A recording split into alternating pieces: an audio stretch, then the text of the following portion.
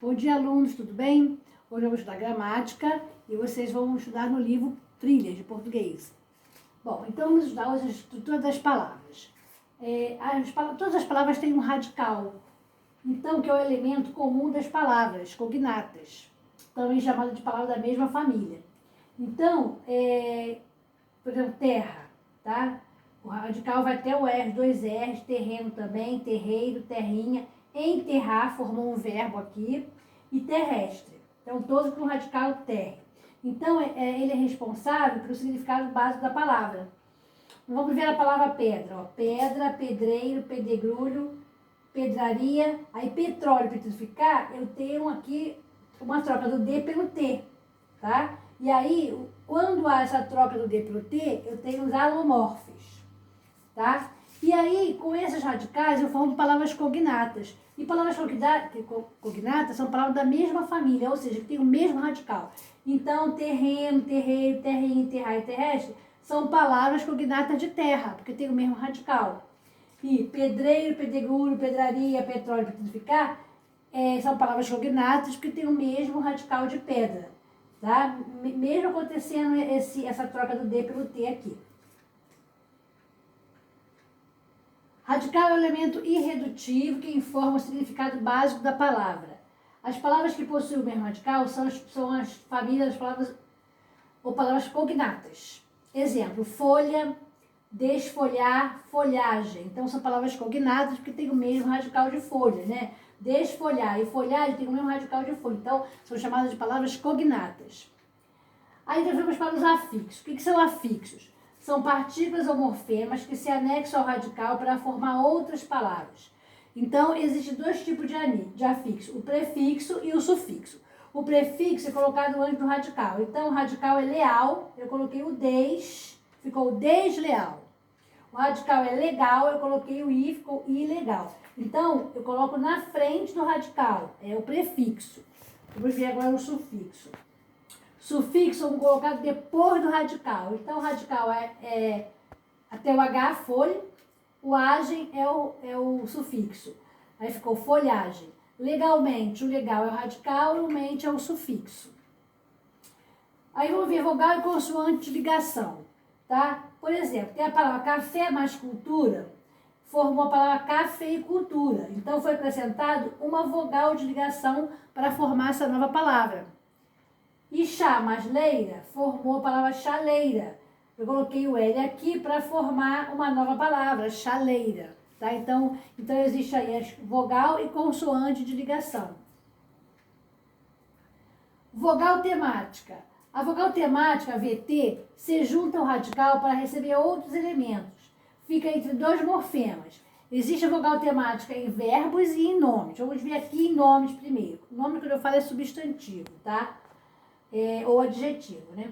Banana, o A é vogal temática. Poeta, o A é vogal temática. Rosa, o A é vogal temática. Mesa, o A é vogal temática. Estudante, o E é vogal temática. Leite, o E é vogal temática. Dente, o E é vogal temática. Triste, o E é vogal temática.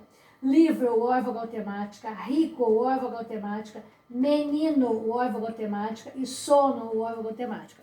Então, eu tenho aqui vogal temática em nomes, em substantivos e adjetivos, tá?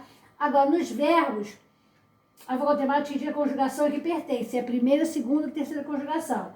Por exemplo, partir é o verbo da terceira conjugação, a vogal temática é o I.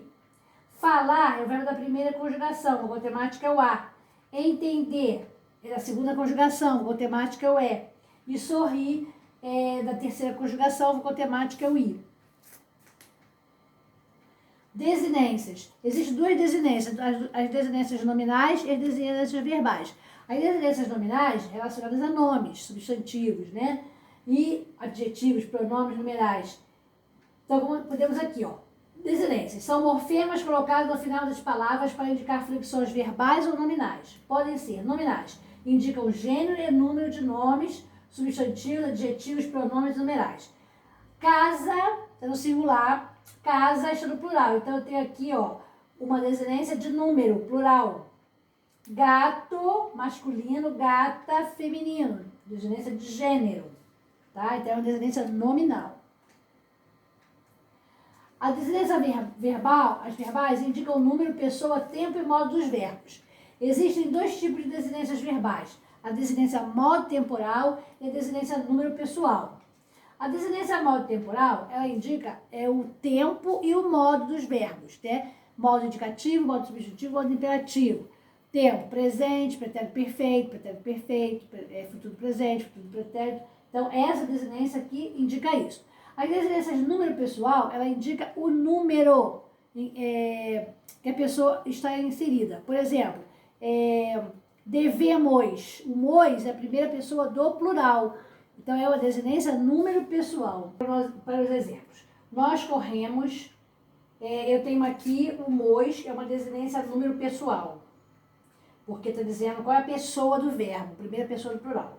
Se eles corressem, aí eu tenho aqui a desinência modo temporal e a desinência número pessoal. A desinência modo temporal é o SSE, que é se eles corressem, pretérito perfeito do subjuntivo, tá? E eu tenho o M, que é a terceira pessoa do plural, né? Eles corressem, se eles corressem. Então, aqui eu tenho desinência no modo temporal e desinência número pessoal. Nós corrêssemos. Aqui eu tenho a desinência modo temporal, que é o C, né? Imperfeito do subjuntivo também. E tu correras, eu tenho desinência modo temporal, urá, né? Que está dizendo que está no pretérito mais que perfeito do indicativo. Aí, como eu falei para vocês, existem duas desinências, a desinência nominal e a desinência verbal, né? Então, vamos ver aqui. Desinência meninas. Aqui, até o N é o radical. O A é desinência de gênero, porque é feminino. E o S é desinência de número, porque está no plural. Agora, cantávamos. O cante é o radical. O A é a vogal temática.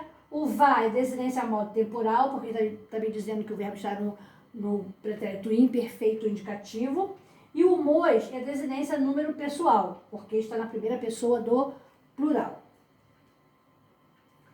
Bom, aí, por hoje, aí depois que vocês virem, né, a aula, vocês vão abrir o livro a página 22, 23,